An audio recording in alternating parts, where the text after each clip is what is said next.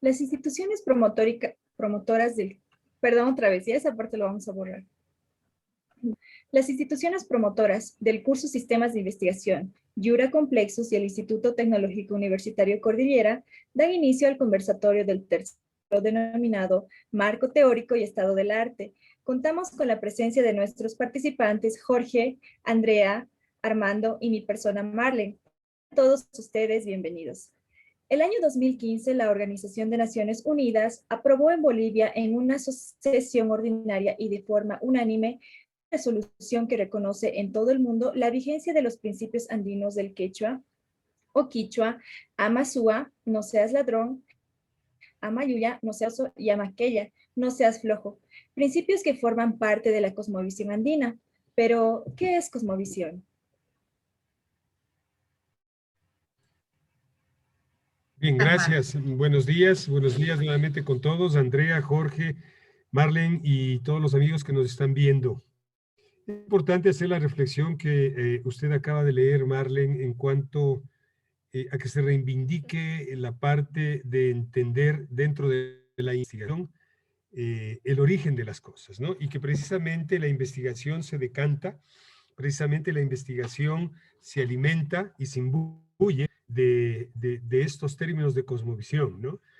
La cosmovisión es, si me permiten, una visión del mundo, ¿eh? Es una figura general de la existencia de la realidad y del mundo en los que las personas, las sociedades o las culturas, ¿eh? De acuerdo a determinada época, suele dar una explicación hacia aquellas cosas de las que se ha alimentado en momentos determinados. Por lo tanto, una cosmovisión está compuesta de percepciones, de conceptualizaciones, de realizaciones sobre algo que pasa en nuestro entorno. Precisamente a partir de las cosmovisiones, que insisto, es la forma es la forma en la que las personas tratamos de entender el origen del todo, me permitiría yo decir, incluyendo la ciencia, ¿no? Incluyendo la ciencia. Entonces, a partir de las cosmovisiones, los agentes, por ejemplo, cognitivos, ¿sí? Los agentes cognitivos, fueron interpretados, ¿sí? Interpretados desde su propia naturaleza y todo lo que le rodea, todo lo existente, ¿no? Y todo lo existente. Por lo tanto, una cosmovisión también podríamos decir que es una noción común, ¿sí? Común, que se puede aplicar a diversos campos de la vida misma, ¿no? La política, la economía, la ciencia, la religión, la ética, la física, la química, la matemática, la sociología, la antropología, en fin, ¿no? Con esto, antes de darle paso a Jorge, a mí me gustaría mencionar algo que en su obra El paradigma perdido, Edgar Morán, ¿sí? Edgar Morán nos refleja y que creo esto y ha sido parte de algunos de los diálogos que me he ido teniendo, ¿no? Y Morán muy rápidamente dice que el universo tiene más de 7.000 millones de años, la Tierra tiene más de 5.000 millones de años, que la vida, ¿sí? 2.500 millones de años. Y hasta ahí llego, ¿no? Porque a partir del origen de la vida, indudablemente las personas, los seres humanos, desde el punto mitológico, mágico, simbólico, hemos tratado de ir definiendo las diferentes cosmovisiones, ¿sí? De las diferentes cosmovisiones. Olvidemos que hemos tenido algunas extinciones de especies en el mundo y que el hombre tiene entre 100.000 y 50.000 años y que realmente la gran creación de la humanidad, la gran creación donde venga, tiene más o menos 10.000 años a partir de lo que la gente comienza o de lo que nuestros ancestros comienzan a salir del África. Esto ha tratado, o se ha tratado de explicar desde diferentes ámbitos antes de que la ciencia sea separada de la filosofía, ¿sí? Sea fuertemente separada de la filosofía. Pero sin embargo, el ser humano como un homo sapiens, como un ente pensante, ¿sí? Como un ente pensante, deberíamos recapitular que, o preguntarnos cuáles son nuestros orígenes, ¿no? ¿Cuáles son nuestros orígenes? Entonces, deberíamos entender que los orígenes deben estar dados desde que pertenecemos a una clase, ¿sí? A la clase de los mamíferos, a un orden de esa clase que somos, que venimos y devenimos de los primates, que pertenecemos a una familia de los homínidos, cuyo género es Homo, y cuya especie es Sapiens, ¿sí? Entonces, en este contexto, mi estimada Marlene y Andrea y Jorge, pues es indudable que nosotros debemos abordar todo, ¿sí? El origen del todo, incluyendo la ciencia, desde estas cosmovisiones que nos han sido permitidas. Finalmente, en esta primera introducción, ustedes van a encontrarse con las 4 grandes teorías. Existen muchas teorías. Los científicos dicen que existen aproximadamente entre 8 y 7 teorías, otros dicen 14 teorías de la cosmovisión del origen del todo, insisto, no solamente del hombre. Nosotros hemos querido plantearles las 4 teorías que más fuertemente han sido aceptados desde diferentes visiones o desde cosmovisiones. La teoría creacionista, que está aludida evidentemente a quienes son creyentes, a quienes se apegan a la parte teológica de la fe, hacia la parte religiosa de la creación suprema, de la creación suprema del universo y del todo, ¿no?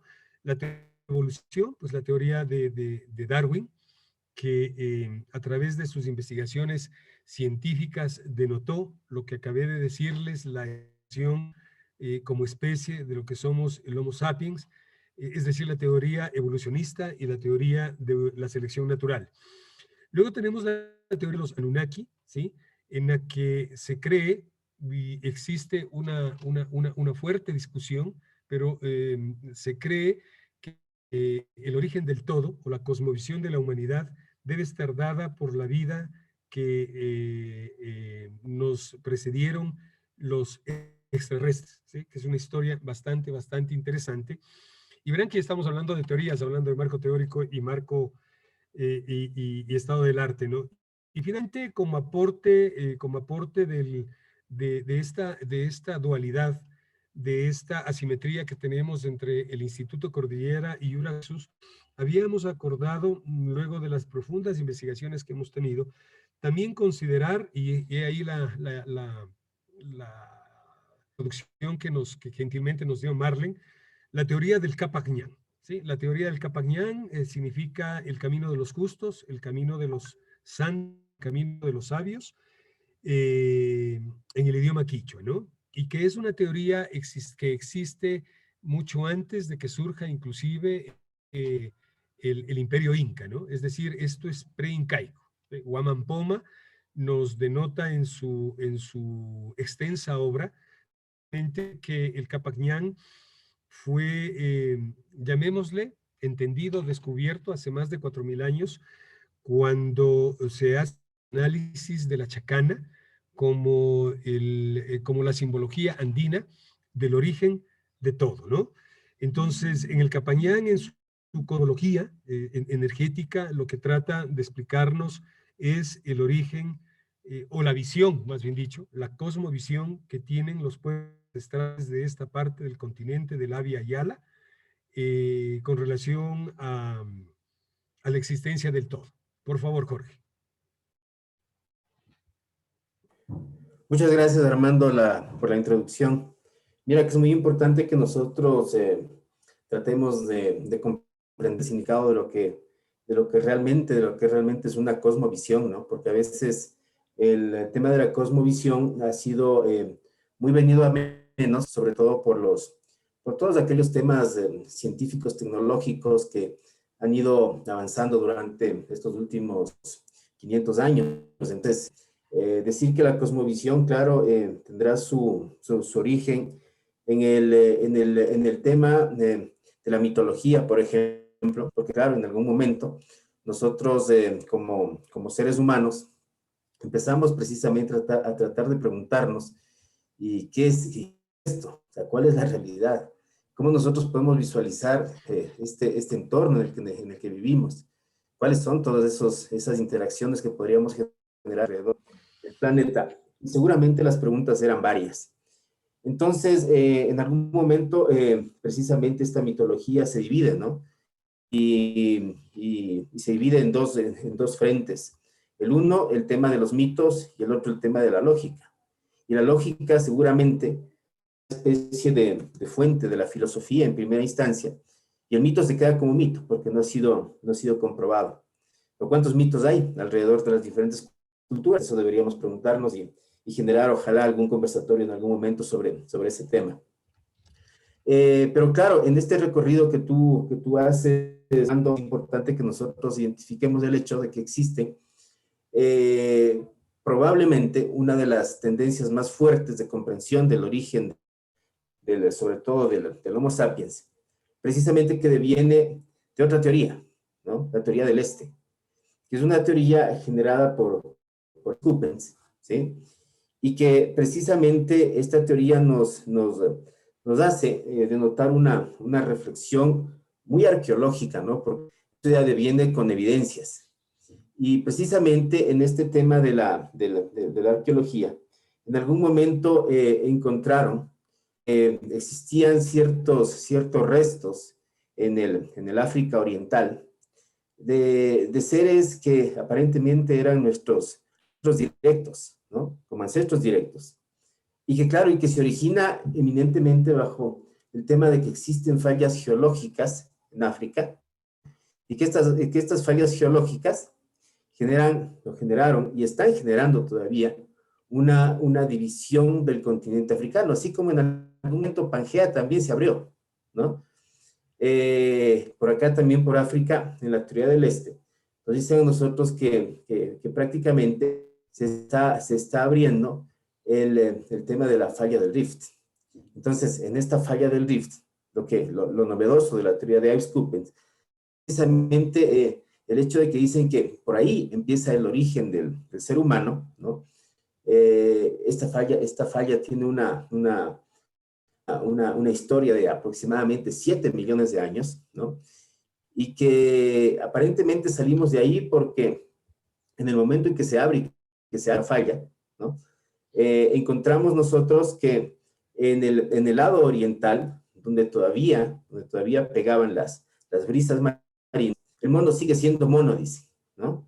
En cambio, en el otro lado, empezó un proceso de desertificación del continente y los monos que quedaban por ahí tuvieron que empezar un proceso de bipedización y luego un proceso de expansión a lo largo de las diferentes partes del planeta. O sea, proceso que ha durado aproximadamente unos 7 millones de años, pero que cuando salimos, aparentemente hace 130.000 años, empezó todo este proceso, este gran proceso migratorio, digamos así, es una gran migración. Y de ahí entonces, el hecho de que en ese gran periodo de la prehistoria, nosotros encontremos que existieron grandes movilizaciones de seres humanos tratando de buscar precisamente temas de alimentación, ¿sí?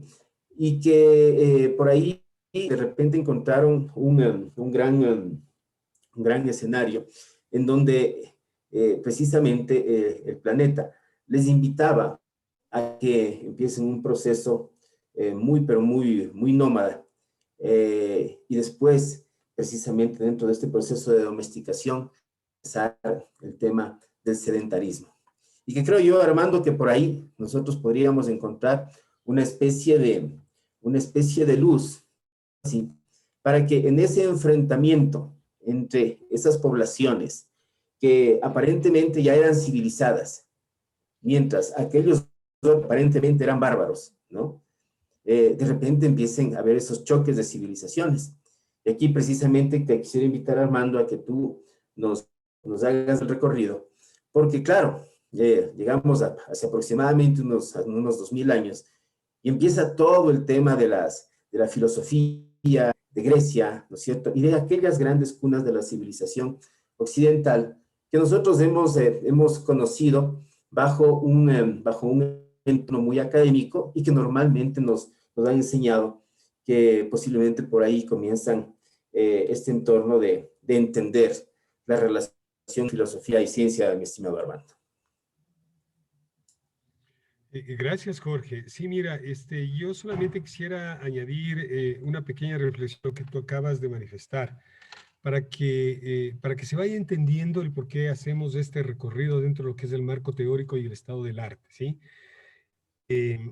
Normalmente la investigación, yo he de insistir lo que venimos conversando, a veces la partimos de una manera, discúlpenme el término, ¿no? Pero de una manera tan abrupta, de una manera tan cruel, en donde creemos que solamente aquello que es sujeto, ¿sí?, de implementación, de estadística y de matemática, puede ser considerada la parte o una parte investigativa, ¿sí?, o una parte investigativa. Entonces, para hacer o para atrevernos nosotros, como más adelante seguramente lo vamos a topar, para atrevernos nosotros a hablar de una investigación sin dejar nada de lado o por fuera, debemos pensar en que es necesario entender orígenes, como dije al comienzo de la intervención, de todo, porque aquí no solamente hablamos de la ciencia al ser humano, ¿no? Sí, y efectivamente, Jorge, alguna vez leí una parte de una tira cómica de esa fantástica niña que nunca envejecía, Mafalda, y hace muchos años, ¿no? Hace muchos años atrás, y le decía y le comentaba hacia su eterno amiguito, ¿no? Decía que, o le pedía, más bien dicho, ayer pedí a mi papá que me explicara qué es la filosofía, recuerdo que le decía Mafalda a su amiguito, y van a verle al padre de Mafalda y resulta que pasaron algunos días y el padre seguía averiguando o tratando de descifrar lo que es la filosofía. Y bueno, como tú decías, Jorge, si bien es cierto, a partir de la falla del Rift o de la Pangea comienza la migración de la humanidad y el ser humano comienza a adaptarse no solamente en su forma de actuar, de pensar, de alimentarse, de vestir, pero también en su forma de pensar. Sí, también en su forma de pensar. Lamentablemente no hay rasgos científicos que hablen del desarrollo de la ciencia en esta parte del continente, porque todos conocen que soy un estudioso del pensamiento ancestral andino, pero no con la finalidad de reivindicarlo, ¿no?, sino más bien de comprenderlo, ¿no? ¿Por qué tanto conocimiento no fue considerado ciencia? Porque no tenemos las evidencias científicas. Tenemos las evidencias culturales y todo lo demás.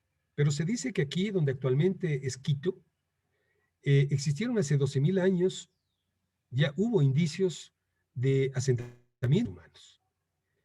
¿Y por qué me refiero a esto, no? Porque prácticamente, sobre todo en el pensamiento occidental, tomamos como partido y como referencia Mesopotamia y posteriormente Grecia. Y en Grecia sucede un fenómeno interesante, que Pitágoras se hace una pregunta, ¿no es cierto? Pitágoras se hace una pregunta, o más bien dicho, crea, ¿sí?, una hipótesis a través de la palabra filosofía. Y claro, la palabra filosofía estaba asociada en la época de Pitágoras a tratar de descifrar la pregunta, ¿se puede vivir sin, ¿sí?, ¿se puede vivir sin pensar? Por lo tanto, la filosofía, además del concepto que nosotros conocemos muy tradicional del amor a la sabiduría, ¿no?, de Filos y Sofía, también es eso, el arte de pensar.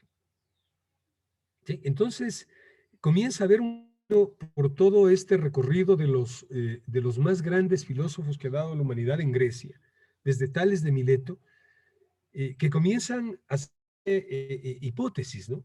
¿Qué somos? ¿De dónde venimos? ¿Qué hay después de la muerte? ¿Cuál es el origen de la vida? ¿Existe una realidad o solamente es una percepción?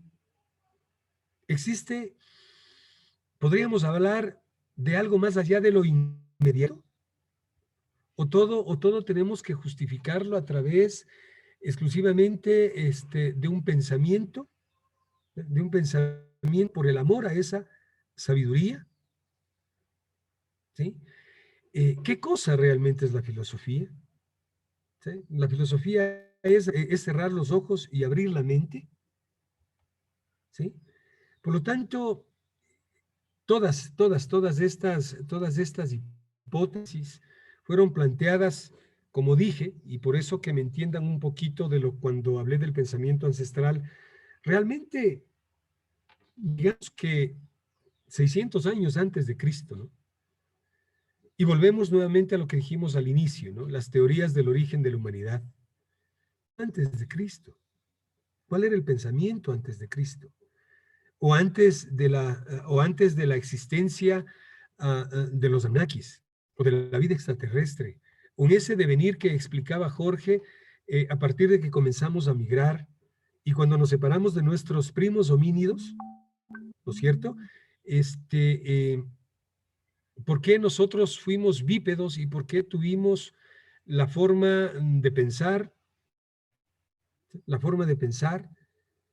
Entonces, todo esto eran los motivos, todo esto son los motivos que abordamos en la filosofía. Y este recorrido que estamos haciendo precisamente es para no dejar de lado, ¿sí? No dejar de lado la duda, el sentido de existencia, la conciencia de la vida y de la muerte, la reducción a instintos, la ilustración, el asombro.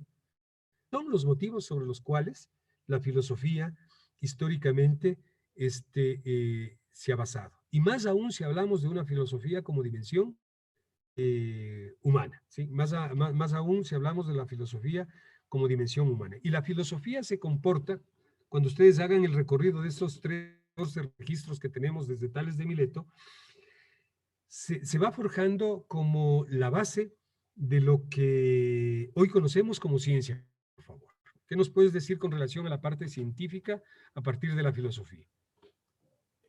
Sí, Armando, muchas gracias. Mira que el tema es muy, a ver, nos plantea unos retos muy grandes, digamos así, porque precisamente a veces nosotros entendíamos que la filosofía, al ser la madre de todas las ciencias, en algún momento entraba en decadencia, ¿no?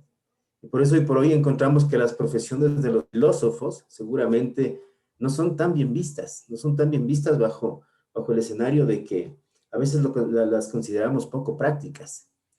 Resulta que no, pues, o sea, al ser la madre de las ciencias, seguramente era la que engendraba diversos tipos de pensamiento. Y acordemos nosotros que los filósofos antiguos no solamente tenían una profesión, tenían varias profesiones.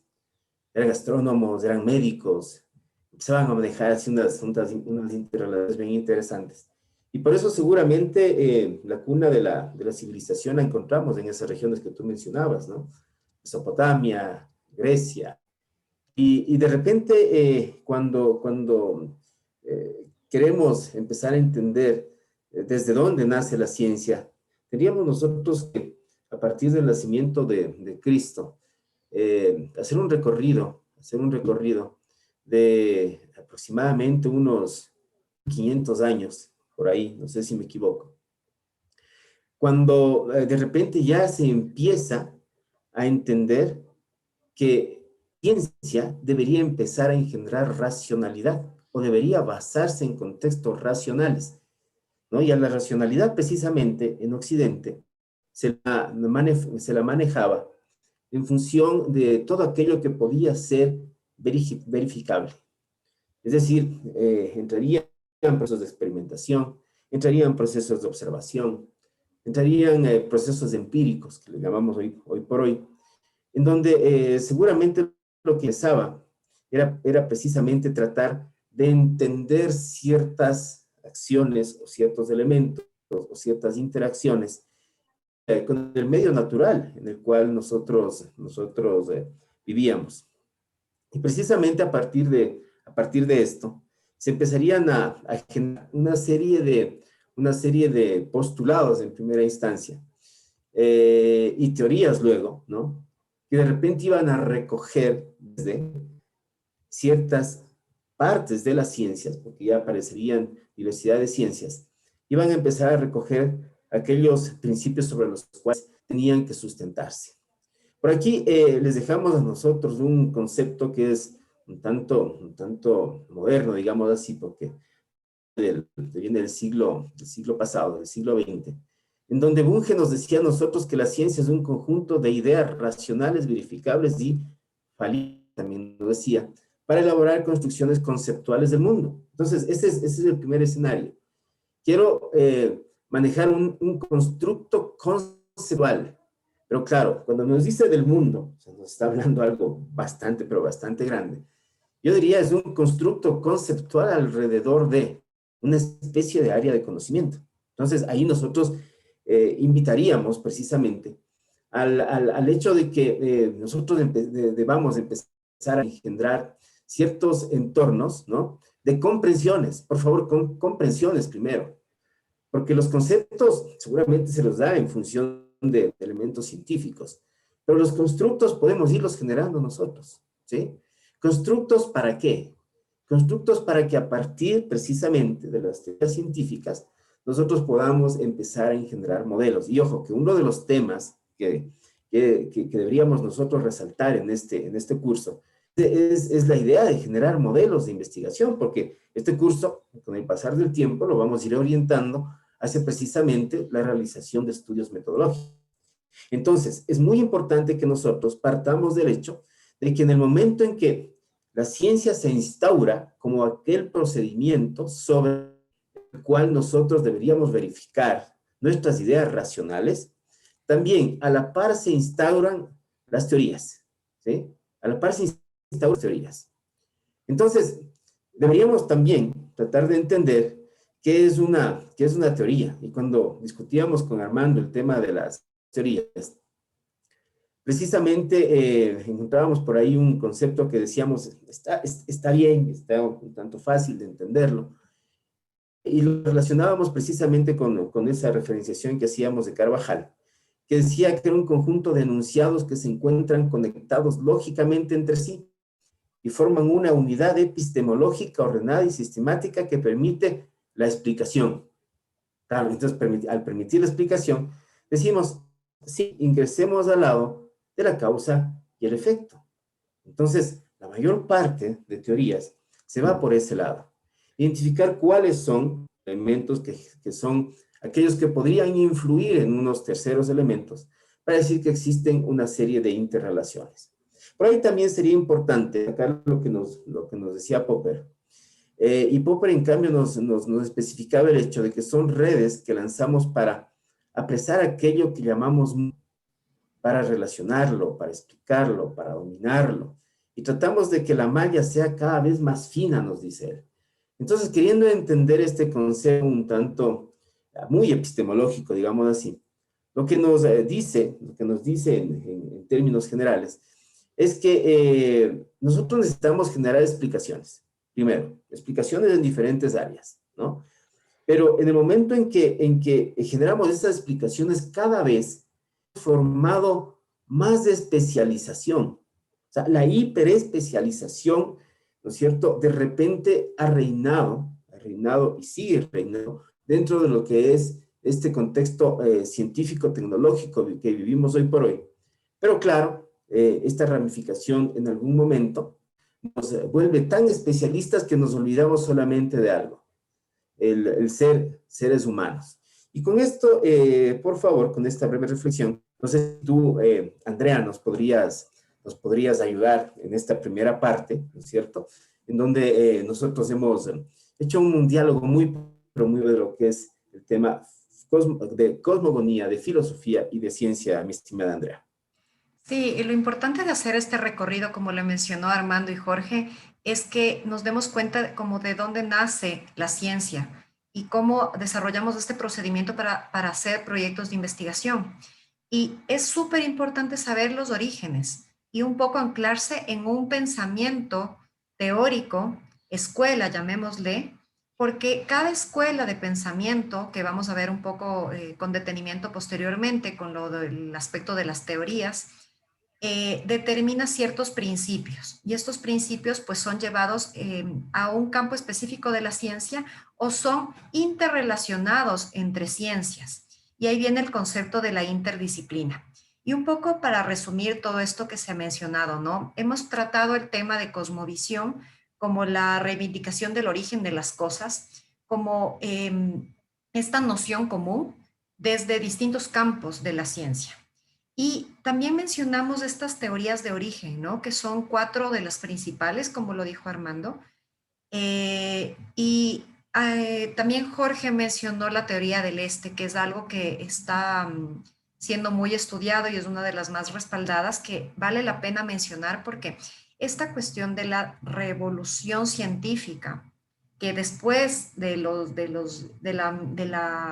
filósofos se empezó a dar, esto fue creando escuelas de pensamiento. Y en eso quiero dejar como una pausa, ¿no?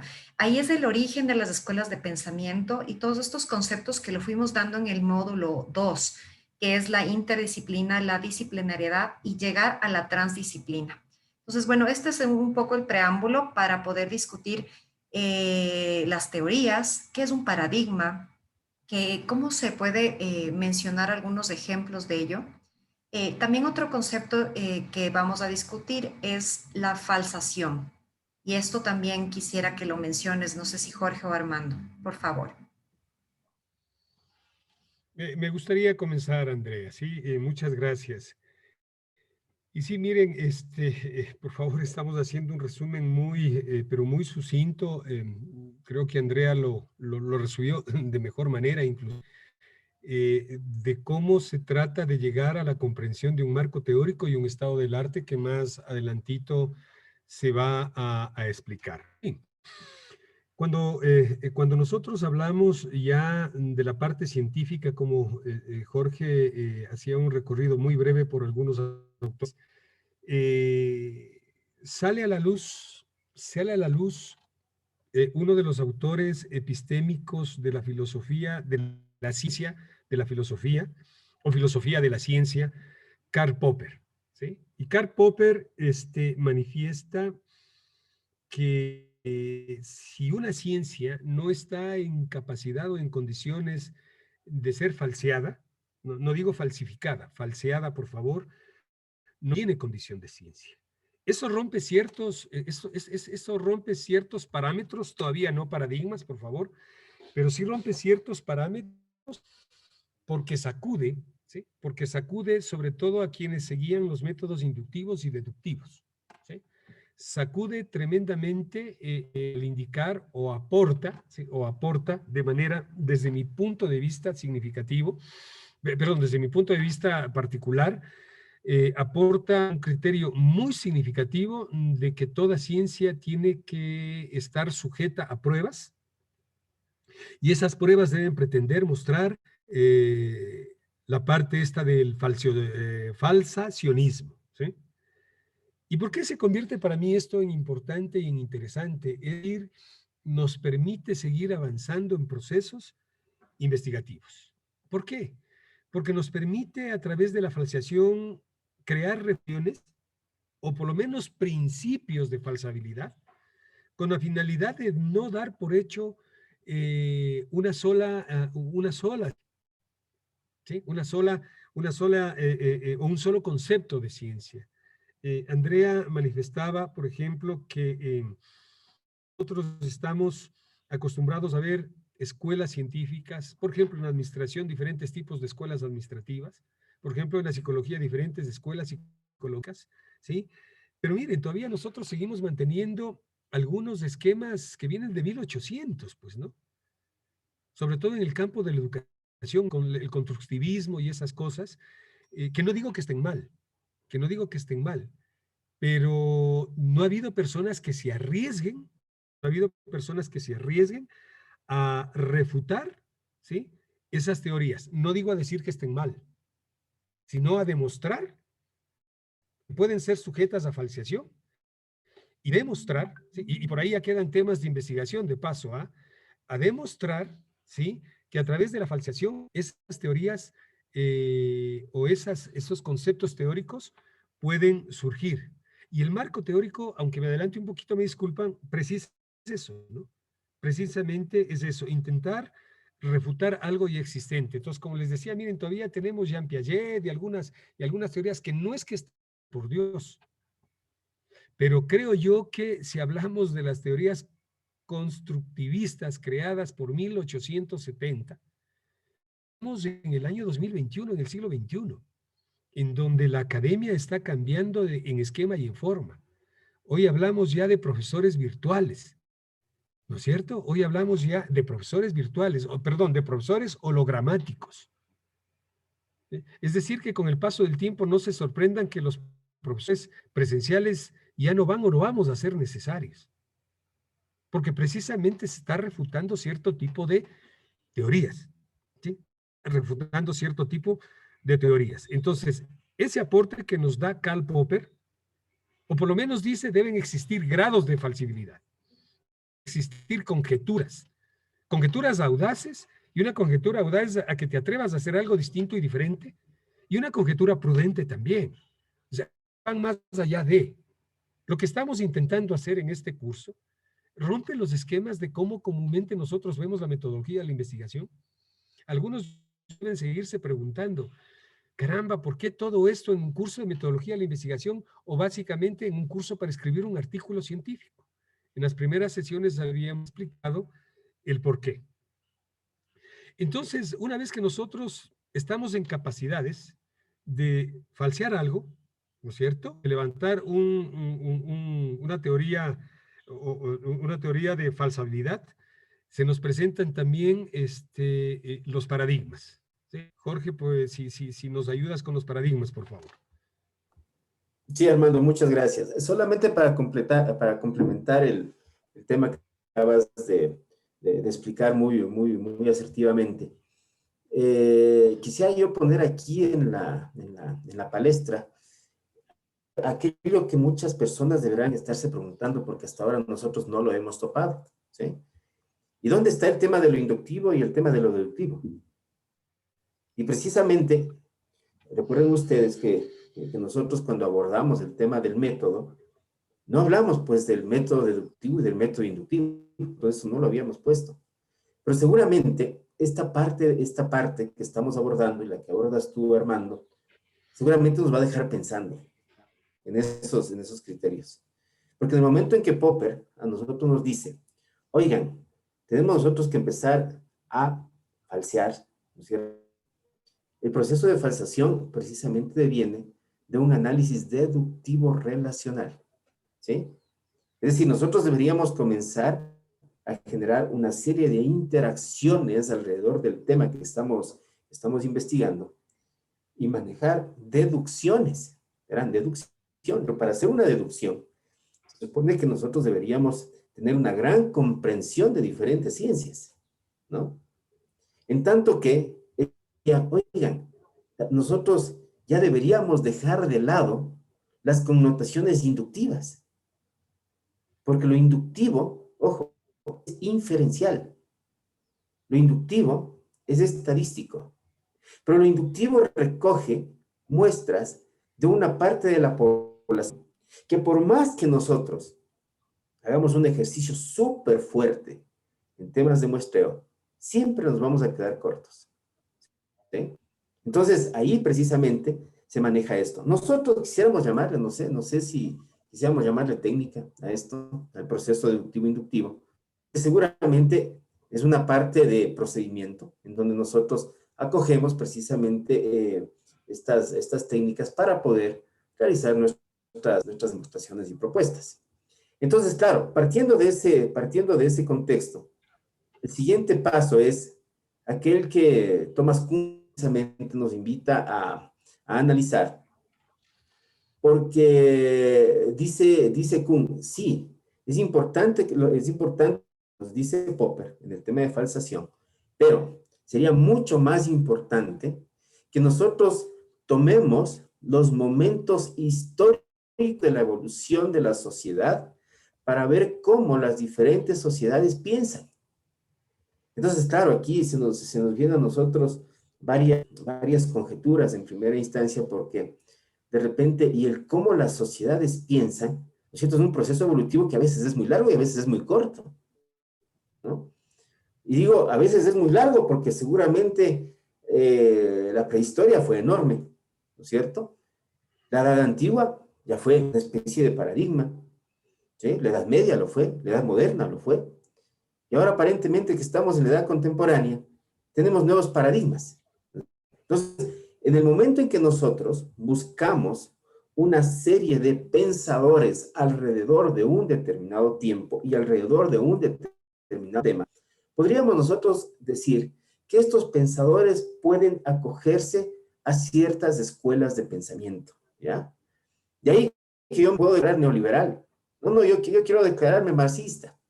O si me voy por acá, yo quiero declararme una persona de la cuarta revolución industrial. Ah, ya. Son los paradigmas que nosotros tenemos acá en nuestro pensamiento y que bienvenido sea el tema de Kuhn en este momento. Porque seguramente dentro de lo que es ese proceso de investigación al cual nosotros nos vamos a ver abocados, en muchas ocasiones es muy pertinente que escojamos una escuela de pensamiento, la analicemos muy bien, ¿no es cierto? Y una vez que la analizamos, nosotros engendrar nuestros estudios de investigación alrededor de una escuela de pensamiento, ¿no? Qué chévere. Yo quiero hacer un análisis del neoliberalismo en el mundo, ¿es verdad? Entiendo lo que es el neoliberalismo, realmente entiendo las implicaciones financieras, entiendo las implicaciones en temas de bolsa, entiendo las implicaciones en temas de internacionalización de las empresas, entiendo todo ese proceso para declararme un neoliberalista puro. Ya, por ahí quiero dejar este tema, mis estimados amigos, para que podamos nosotros iniciar un proceso conversatorio alrededor de los paradigmas que podrían existir o dentro de las ciencias o fuera de las ciencias, porque también podría pasar eso, porque son escuelas de pensamiento, mi estimada Andrea. Y es un punto, Jorge, que topaste muy importante, ¿no? Porque hay veces que se asocia una escuela de pensamiento a un campo de conocimiento y solamente a ese campo de conocimiento. Y yo les pregunto, ¿cómo podemos romper este pensamiento inductivo, ¿no? Como tú lo mencionaste, que es una forma de investigación muy común de los ecuatorianos y me incluyo. ¿Cómo planteamos otro tipo de análisis conjugando escuelas de pensamiento? Y eso es algo que también queremos promover como parte del curso. Entender primero qué teorías existen dentro de cada campo, pero también atrevernos como investigadores a romper ese esquema de tomar una teoría de otro campo de conocimiento y mezclarlo y mezclar este razonamiento, ¿no? Y proponer nuevas investigaciones conjugando varias teorías, que eso es lo que realmente vamos a hacer. Y también para efecto de ello, hemos planteado como un listado de las teorías existentes con cada campo de conocimiento, para un poco guiarles a ustedes a este planteamiento de nuevos proyectos, de nuevas propuestas. No solo para desarrollar una metodología en un campo, sino para que ustedes se definan y como dicen por ahí, ¿no? Se case uno con una escuela de pensamiento sin que esto interfiera una interrelación disciplinar, que también debemos, y me atrevo a decirle que no todos nos hemos arriesgado como a mezclar estas disciplinas, ¿no? No sé si puede complementar algo, Armando o Jorge, desde su experiencia, algún proyecto que hayan hecho, ¿cómo podemos dar esta mezcla? ¿Cómo podemos empaparnos, no? Un asunto, antes de olvidarme, Jorge dijo que es muy importante, pues, conocer a detalle. Primero, escoger una escuela de pensamiento, analizarla al detalle, conocerse muy bien para poder engendrar un proyecto. Si no la conozco a esta escuela de pensamiento, no puedo desarrollar preguntas acerca de eso, no puedo cuestionarme ni desarrollar un proyecto. Y de ahí es una fase 2, yo le llamaría, a la interrelación de teorías. Cuando yo ya me conozco varias escuelas de pensamiento, podré llegar a hacer esto.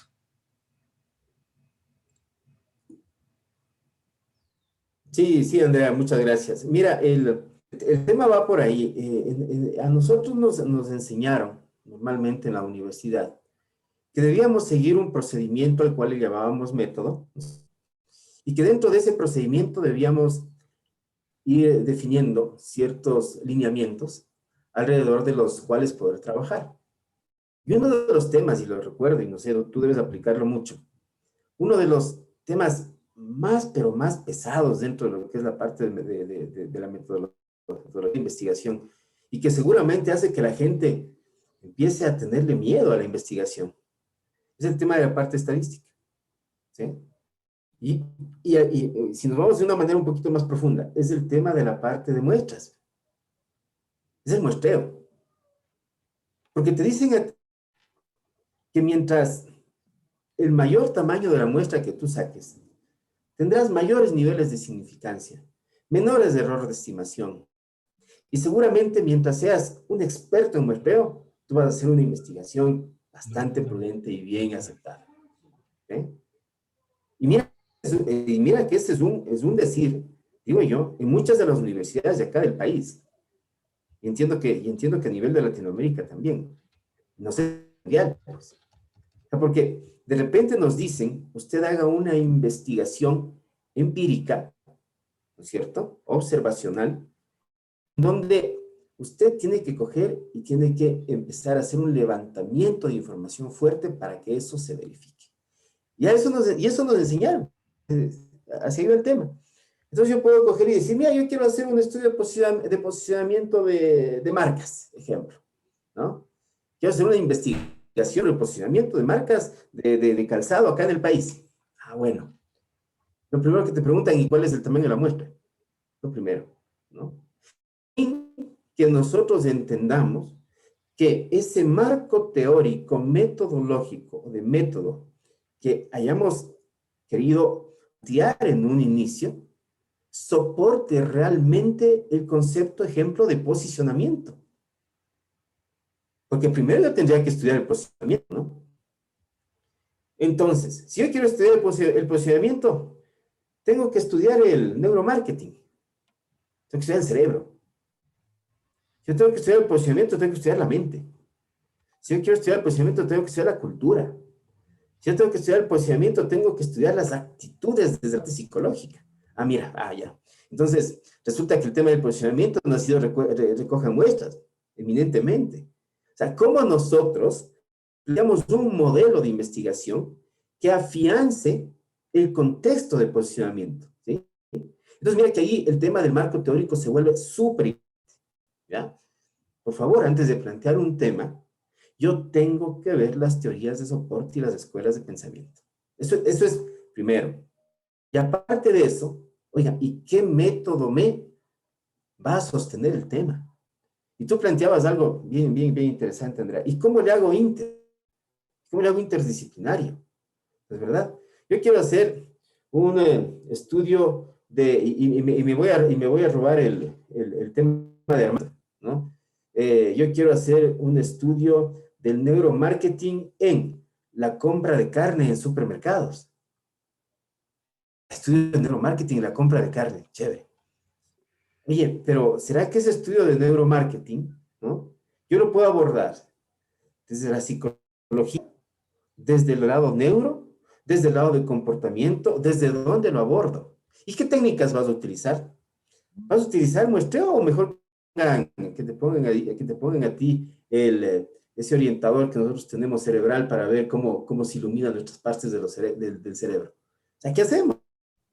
Mira que ahí la cosa como que va tomando diferentes aristas. Tú coges y vas a hacer una investigación, ejemplo, donde personas de la tercera edad, ¿no? Personas, ejemplo, de 80, 90 años. Y tú vas con una encuesta, vas a hacer la investigación. Y cuando llegas con la encuesta, le dices, vea, yo le voy a hacer una encuesta a usted porque, vea, mi población de objeto de estudio son las personas de la tercera edad. Entonces, te cuento mis cosas. Nada de la encuesta, pues. Es que no funciona, ¿sí? O funcionará para ciertos puntos o para ciertos temas.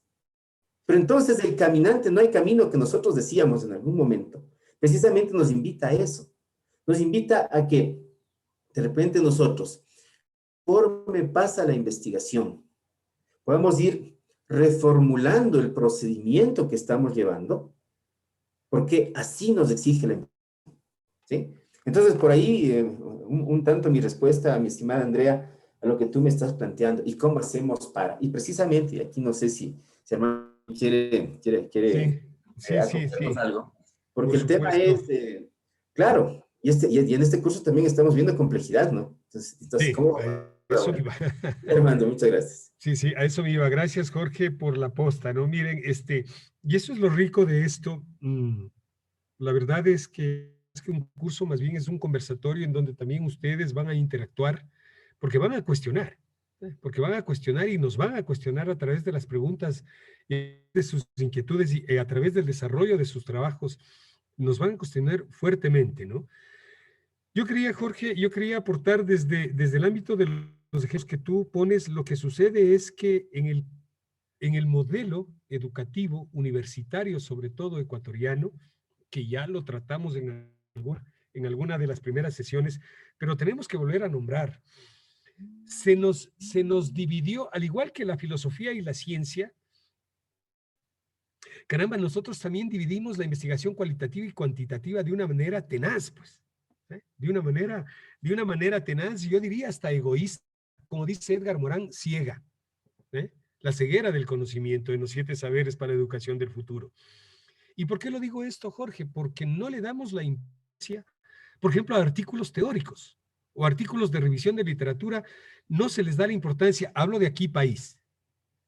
Si usted coge una buena base de datos o unas buenas revistas de las muchas que existen en el mundo, usted se va a dar cuenta que lo que menos tienen los artículos Scopus o Elsevier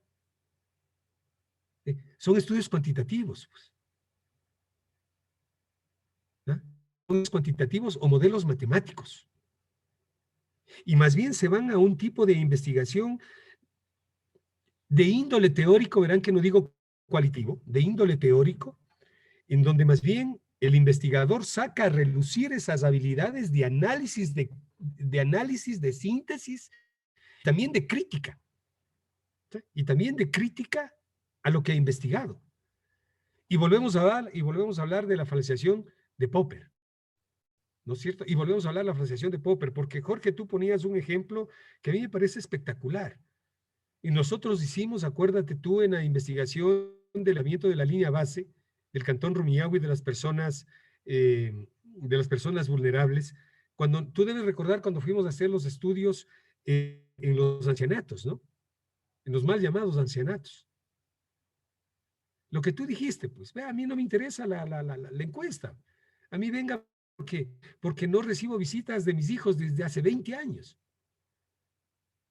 Entonces, ahí cambia ya el estudio, ya no es solamente levantamiento, ¿no es cierto? Ya no es solamente levantamiento de la información, sino que mira cómo la interdisciplina se transforma. Y debemos hacer estudios antropológicos o sociológicos de la gente, y caramba, y ahí entra otros estudios, ¿no? Y de pronto levantar la línea base, a sacar numeritos. Perdón, sin ser peyorativo esto de numeritos, ¿no? A sacar números. Y resulta que sacamos otras cosas, pues Jorge, que fue espectacular. Recuérdate tú cuando hacíamos levantamiento de información de los niños con discapacidad. Fuimos a Virgen de la Merced y ¿qué niño te va a responder una encuesta? ¿Verdad? Y nos dimos cuenta de otra cosa que ya se mezcla también la salud y el bienestar. Entonces, ¿cómo se va abriendo? ¿Cómo se va volviendo interdisciplinar? Gracias, Marlen, por la diapositiva. Se va volviendo y se va convirtiendo en interdisciplinar. Hoy me atrevería yo a decir, mi estimada Andrea y Marlen, que es el momento de poner en práctica precisamente lo que tú dijiste, la complejidad. La complejidad no niega, ¿sí? No niega la simplicidad, la incluye, pero no la considera el aspecto preponderante para levantar algún tipo de investigación, recordarás tú, ¿no? Insisto, no niega, pero no le convierte, por ejemplo, a un modelo matemático. Por favor, que no haya resentimientos, un por si acaso, para quienes dominan las matemáticas y los números.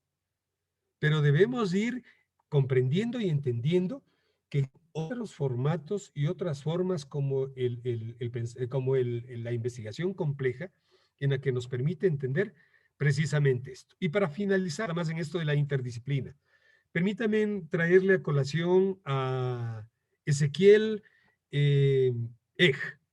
Es un investigador argentino, ¿no? Hablando de esto de la interdisciplina, por favor, de los ejemplos que nos pidió Andreita, ¿no? Entonces, él hace algunos años dijo que hay que entender lo que es y lo que no es la interdisciplina, ¿no? O la interdisciplinaridad, como lo llama Basarab Nicolescu. Y él nos dice básicamente que cuando un término se pone de moda, ¿sí? Y cuando eso es o se utiliza de manera indiscriminada, termina de ser un concepto vacío. ¿Sí? Termina de ser un concepto vacío. Ha sucedido desde mi óptica con muchos entendimientos de la interdisciplina aquí en la Universidad Ecuatoriana. Esto es lo que dijimos, vuelvo a repetir, hace ya varios conversatorios atrás. La misma ley te dice que para trabajos de grado tienes que elegir 2 tipos de graduación. El uno, que es el examen complexivo, y el examen complexivo es de ley. ¿Tá? Eso no podemos. Y lo otro te da otros mecanismos. La mayoría de universidades y de institutos universitarios han decidido o se han decantado por hacer trabajos de investigación, ya no llamados tesis grado, sino trabajos de investigación de grado. ¿Sí? Trabajos de investigación de grado. Y te dice la ley que puede participar un estudiante, 2 estudiantes si pertenecen a diferentes carreras y 3 estudiantes si pertenecen a diferentes facultades o departamentos, como se lo quiera llamar. Eso es interdisciplinario. El problema es que revisemos cuántos trabajos de grado tenemos interdisciplinarios. Muy pocos. ¿Sí? Muy pocos. ¿Por qué? Precisamente porque existe el vacío de la conceptualización de lo que es la interdisciplina. Por lo tanto, la interdisciplina, a pesar de que ya lo dijimos y está en la diapositiva, no es otra cosa que la interacción, la interrelación y cruzar las disciplinas en donde cada una de ellas, ¿sí? En donde cada una de ellas, donde cada una de las que intervienen, nos van dejando su competencia y nos van dejando su método y nos van dejando su contenido. Creo que los ejemplos ya lo ha presentado Jorge, ¿sí? Con lo del neuromarketing, con lo de los ancianitos y con algunos ejemplos que lo vamos a seguir tratando, ¿no? Por lo tanto, sí, debemos entender, por favor, que la interdisciplina surge con una preocupación de Edgar Morán al ver que cada vez, que no está mal, insisto, no está mal, pero que cada vez las disciplinas se siguen separando. Hoy tenemos la nanotecnología, insisto, no estamos en contra de, pero la nanotecnología debe complementarse con otras disciplinas para denotar. Mire, la Universidad de las Fuerzas Armadas ESPE, y no es publicidad, por favor, sino que más bien es realidad, la Universidad de las Fuerzas Armadas ESPE desde hace 4 años viene ofertando una carrera de maestría en nanotecnología. En 4 años no ha logrado complementar 10 estudiantes para iniciar la maestría. No me dejas mentir, Jorge. En 4 años no ha logrado complementar 10 estudiantes que tengan interés de estudiar la nanotecnología. ¿Por qué? Porque creemos que es descomponer el fenómeno de estudio en las partes más chiquitas y analizar cada una de estas partes, ¿verdad? Y me especializo en tornillos, hablando de computadora. ¿Y qué hace usted fabricando tornillos, pues? ¿Y qué hace usted estudiando tornillos? Si la computadora es un sistema integrado, partes y piezas de hardware y software, que necesitan ser visualizados desde la holisticidad o necesitan ser visualizados desde el todo. Lo mismo tenemos en medicina, en sociología, en educación, que ya dije.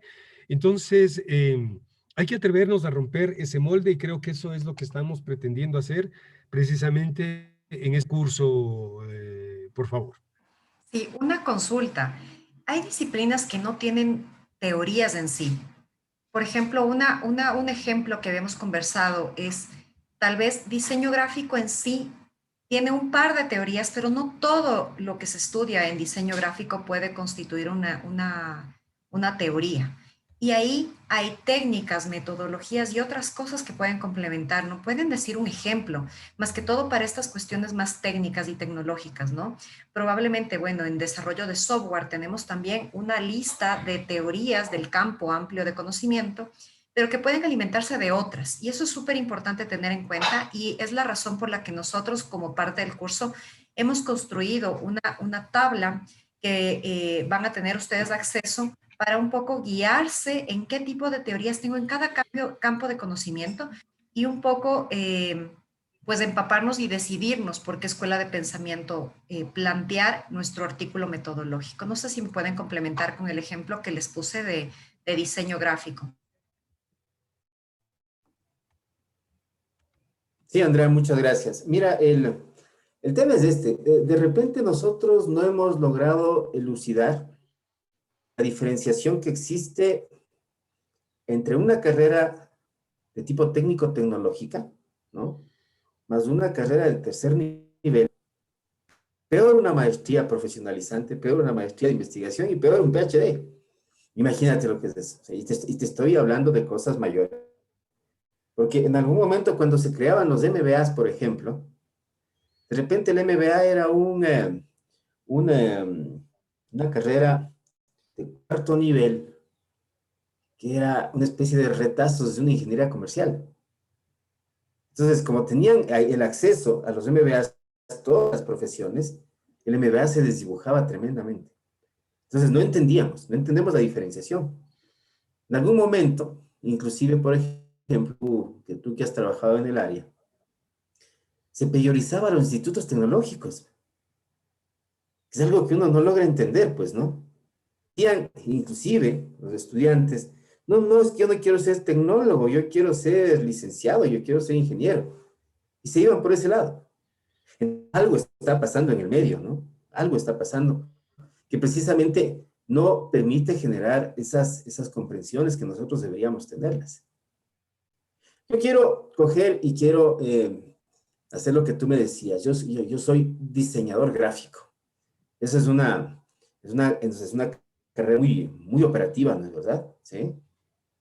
Pero yo quisiera entender por ahí, si es que acaso aquel diseñador gráfico necesita implementar pensamiento para hacer su diseño gráfico. No habrá teoría del color por ahí. No habrá teorías de consumidor por ahí. Y no habrá teorías neuros por ahí. No hay teorías acaso? Pero es que yo no necesito saberlas. Espérate, ya. Yo no te digo que no necesites saberlas. Sería muy interesante, pero muy interesante que lo sepas. Sería muy interesante que lo sepas. De pronto necesitas ser muy operativo. Claro, hay gente que tiene que pasar digitando. Y eso es ser muy operativo, ¿es verdad? Y vamos al otro lado, por favor. Ahí sí tenemos que irnos al otro lado. La hiperespecialización versus. Eso es ser humano, pues. Porque la hiperespecialización forja profesionales que vamos atrás de los recursos económicos. Y nos olvidamos de ser seres humanos. Pero ¿sabes de dónde sale el tema de ser un buen ser humano? Sale de las comprensiones que tú tengas y de dónde quieres tú alimentar tu pensamiento. Desde dónde quieres alimentar el pensamiento. ¿Sí? Es súper importante. No digo yo que siempre tengas que dar tú teorías de soporte para que mejores tu pensamiento. Pero tienes procesos de enseñanza que no son eminentemente formales, que hacen que tú también mejores tu pensamiento. Y dentro de estos contextos, y el gran tema es, ¿y cómo hacemos nosotros para que nuestra sociedad como sociedad mejore? ¿Sí? Acuérdense ustedes lo que está pasando hoy por hoy en el país, ¿no? Y cómo encontramos esos entornos en donde se ha desdibujado prácticamente al ser humano, pues. Encontramos masacres, encontramos muertes, encontramos robos, encontramos una serie de cosas, ¿no? Y decimos, ¿y qué le está pasando al país? Entonces decimos, no, no, lo que pasa es que son los políticos. Aguanten. Toda la sociedad empezamos a tener problemas. Es toda la sociedad. Precisamente por eso. Porque nos hemos querido ser profesionales porque el modelo educativo nos dice eso, ¿sí? Y hemos dejado atrás esa posibilidad de empezar a entender que en el diario vivir yo necesito saber un oficio. ¿Por qué no? Qué bueno que sepa un oficio. Y uno tiene que reivindicar el concepto de que yo sé un buen oficio, pues. Es que es interesantísimo esto de saber un oficio. Ya a ver, y de repente la gente, ya que no viva del oficio, ¿cuánta falta nos hace a los profesionales saber oficio para cogerle como estilo de vida, por Dios? Y los estilos de vida uno tiene que coger y tiene que quererlos porque son los estilos de vida de uno, ¿sí? Entonces, mira, es importantísimo lo que tú me estás, lo que nos estás preguntando, Andrea. ¿Y cómo hacer para? ¿Sabes qué? Hay algo que siempre conversamos con Armando. Cualquier cosa que nosotros hagamos, por favor, hagámosla, que es el otro gran tema, ¿sí? Si lo hacemos con alegría, nada, no tenemos que diferenciar entre profesiones, porque me gusta, y porque me gusta la profesión del de al lado. ¿Sabes qué? Al de al lado, ven, hagamos un pensamiento comunitario y veamos cómo vamos formando nuevas ideas, ¿sí? Porque ahí nuestra capacidad cerebral nos permite que nosotros podamos generar interrelaciones, que es lo más importante que deberíamos tratar de entender, mi estimada Andrea, y no quiero complementar esto. Sí, yo quiero aportar un poquito también porque, porque es interesante, ¿no? Sí, necesariamente no todas, no todas las carreras o no todos los perfiles profesionales tienen teorías, pero deben, lo que acabamos de decir en la interdisciplina, ¿no? A pesar de que también la diferencia entre marco teórico y estado del arte. Pero no quiero pasar del marco teórico antes de pasar al estado del arte, por favor. Entonces, ya depende, como hemos dicho, de la habilidad de la línea de investigación, ¿sí? Y el tema que lo acaba de poner Andrea, a mí me parece fantástico y permítame dar un par de temas para ver si logramos sacar ahí un poquito de la comprensión de la parte de las teorías, ¿no es cierto? Si nosotros planteamos al diseño gráfico hacia una teoría semiótica, ¿sí? O hacia una teoría semiológica de la identidad visual en el diseño gráfico. Ahí está la teoría. Pero si nosotros queremos hacer un trabajito para hacer, con debido respeto, por favor, metas de presentación en diseño gráfico, claro, ahí está también el problema. Si nosotros planteamos un tema desde la comunicación gráfica y su relación con la práctica en el diseño gráfico, ahí está la teoría de la comunicación. Sí, ahí está la teoría de la comunicación. Si nosotros mandamos un trabajo en diseño gráfico de hacer probablemente un pendón o una valla publicitaria, probablemente no tiene sentido, solamente queremos ver el resultado, solamente queremos ver el resultado de que lo que puso en práctica a través de la maquinita de la Macintosh o de la iMac o de la el estudiante, ¿no? ¿Sí? Si nosotros nos ponemos un tema, por ejemplo, y esto lo hablo acordándome de mis buenos tiempos cuando daba publicidad, ¿sí? La gestión gráfica de la interacción publicitaria. Ahí está la teoría de la interacción y de la publicidad, ¿no? Un profesor español que vino al Ecuador y trabaja para la CIESPAL, vino hace algunos años como Antonio Caro es su nombre, vino hace algunos años como Prometeo y terminó quedándose en la CIESPAL en el Ecuador. Y recuerdo esas tertulias que teníamos y a mí también se me acordaba entre la parte de la publicidad y el diseño, caramba, ¿dónde entra, por último, la parte científica, ¿no? ¿Sí? ¿Dónde entra la parte científica? Y si hablamos del realismo y las técnicas del diseño gráfico, por ejemplo, ¿no? O si hablamos del realismo y las técnicas del diseño para sistemas gráficos. Lo que pasa es la visión de la línea de investigación, mi estimada Andreita, ¿no?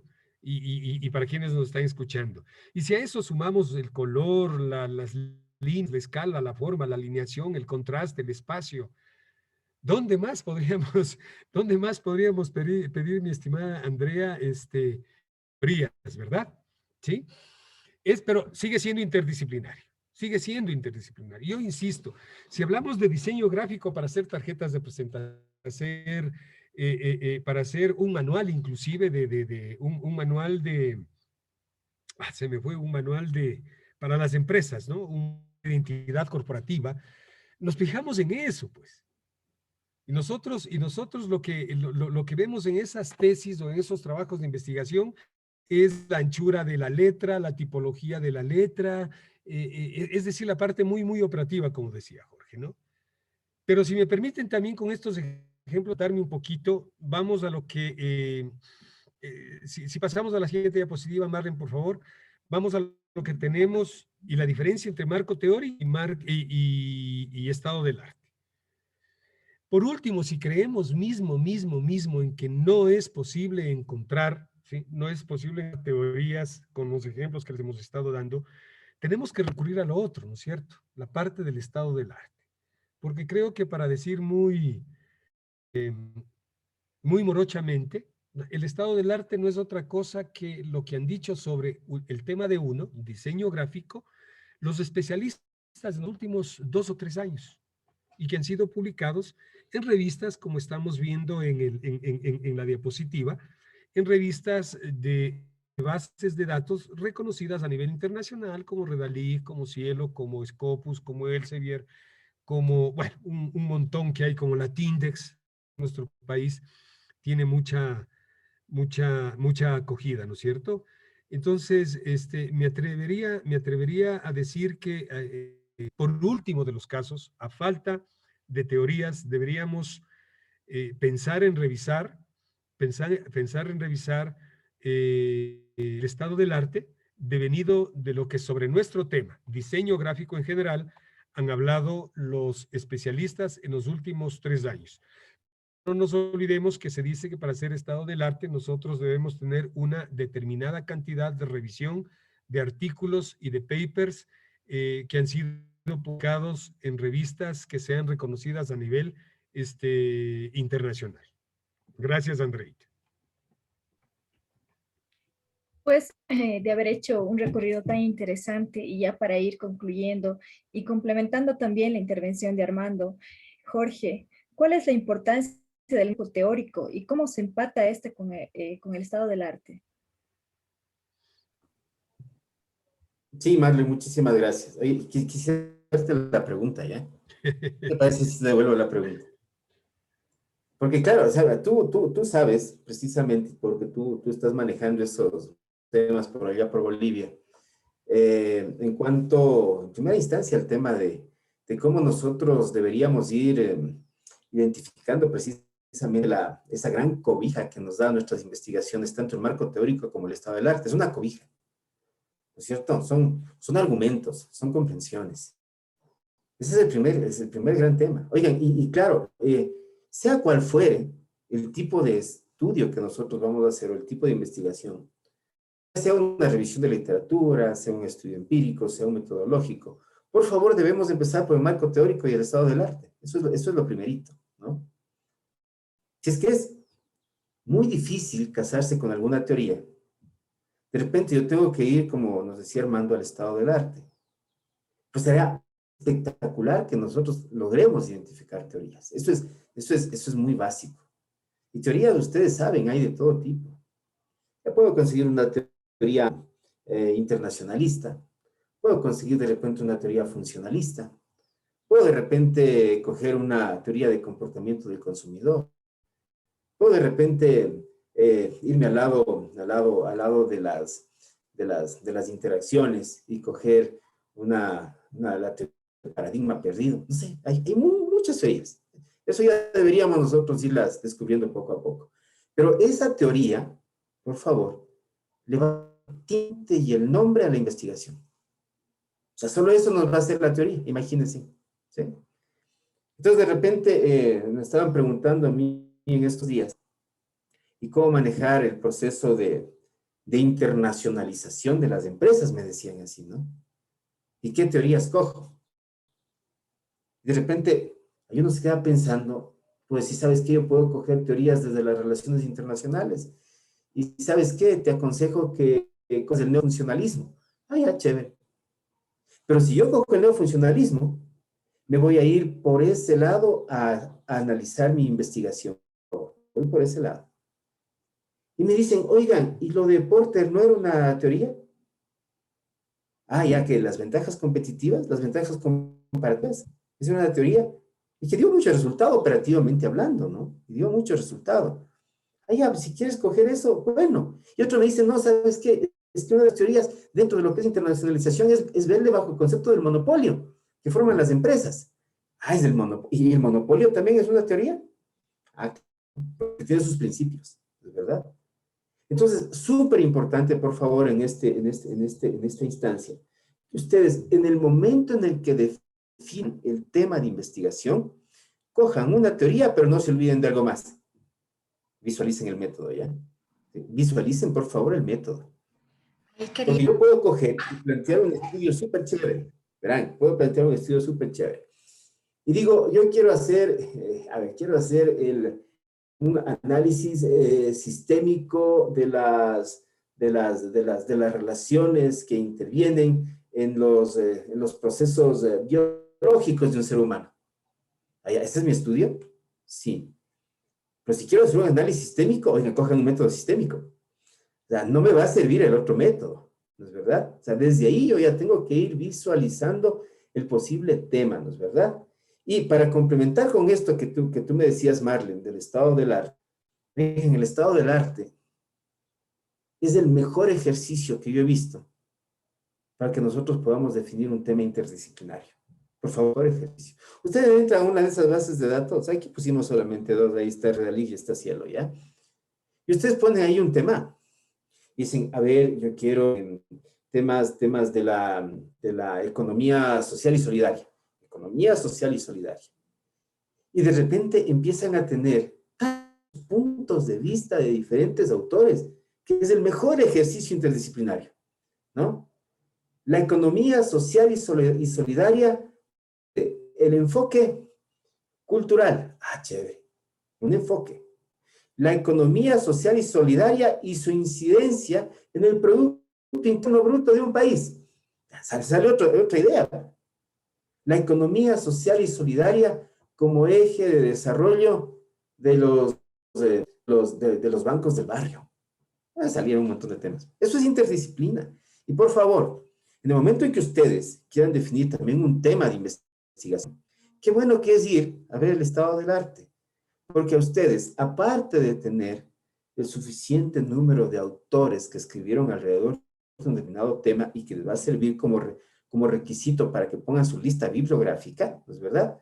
También les va a dar unas muy, pero muy buenas ideas tanto a lo que se refiere cómo nosotros quisiéramos definir nuestro tema de investigación. Y precisamente aquí les dejamos una espiral de investigación que utilizamos normalmente en Yura y algún rato ya hicimos una presentación con el Instituto Cordillera, ¿no? Ya hicimos una presentación. Decíamos, es que tenemos que hacer un recorrido. Y este es el recorrido que estamos haciendo nosotros en este momento. En algún momento la ciencia está en el medio, o la filosofía puede estar en el medio, no hay problema. Definimos nosotros unas líneas de investigación, planteamos nuestros proyectos, parte disciplinar, no hagámoslo desde la interdisciplina, no queremos juntar métodos, hagámoslo desde la pluridisciplina, no hagamos escenarios y hagamos un planteamiento transdisciplinario, ¿sí? Y uno de los grandes objetivos que nosotros tenemos por acá es poner unos cuantos observatorios en el instituto, Andrea, ¿sí? Que sería espectacular porque la investigación debe quedar solamente como investigación, sino que debe aportar a la sociedad, y es la forma que nosotros debemos aportar a la sociedad con vinculación, con observatorios, ¿no es cierto? Y con medios y con diferentes instrumentos que podamos realizar. El gran fin de todo esto es que aparte de que cuando ustedes definen su tema, ¿no? Aparte de que tomen en consideración los elementos ya puestos sobre la mesa, por favor piensen siempre en cuál va a ser el beneficio para la sociedad, para la naturaleza, para el ambiente, para todo lo que nos rodea. Y eso se logra a través de procesos de transferencia, mi querida Andrea. Perfecto, muchas gracias por todos los aportes. Voy a hacer un pequeño resumen de lo que hemos conversado, ¿no? Y hemos ido desde el concepto de la parte de cosmovisión, como esta cuestión de la explicación del origen de todo, del universo, del hombre. Hemos pasado por el recorrido de estas 4 teorías, ¿no? Y hemos visto que la filosofía se forja como la base de la ciencia y de ahí nacen las escuelas de pensamiento y toda la importancia de que definamos como investigadores un marco teórico. porque sin tener el marco teórico, pues no podemos hablar de esa película, ¿no? No podemos plantearnos, no podemos refutar, no podemos desarrollar los proyectos de investigación.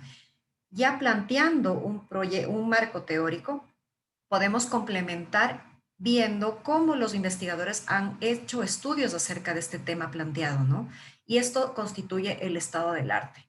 Y realmente les invitamos a todos los participantes del curso a que una vez que ya hayamos definido qué escuela de pensamiento me voy a anclar como eje principal, nos atrevamos a ver otro tipo de escuela para plantear y correlacionar variables, ¿no? De un lado del otro, y preguntarnos y realizar y desarrollar, mejor dicho, proyectos interdisciplinarios.